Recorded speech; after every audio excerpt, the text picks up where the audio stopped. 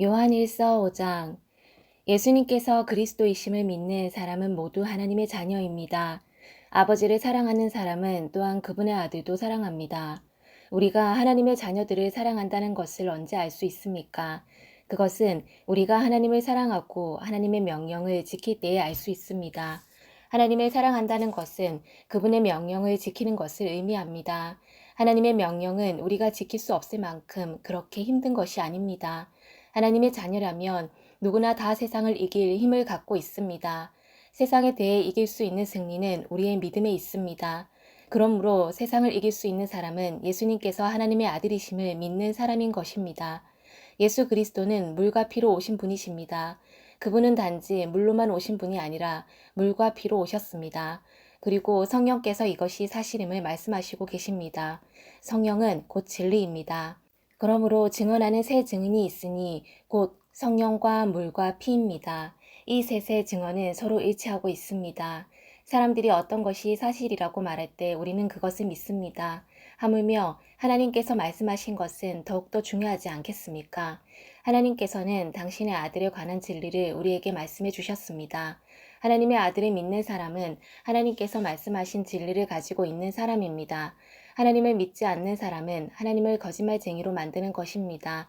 그런 사람은 하나님께서 그의 아들에 관해 말씀하신 것을 믿지 않습니다.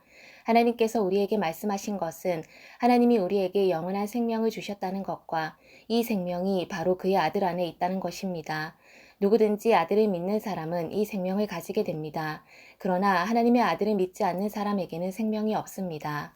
나는 하나님의 아들을 믿는 여러분에게 이 편지를 씁니다. 내가 이렇게 편지를 쓰는 것은 이제 여러분에게 영원한 생명이 있음을 알리기 위해서입니다. 우리는 아무런 의심 없이 하나님께 나올 수 있습니다. 이것은 우리가 하나님께 무엇인가를 구할 때, 그리고 이것이 우리를 향한 하나님의 뜻에 맞을 때, 하나님께서 우리가 구하는 것에 깊은 관심을 가져주신다는 것을 뜻합니다. 하나님께서는 우리가 그분께 간구할 때마다 귀를 기울이고 계십니다.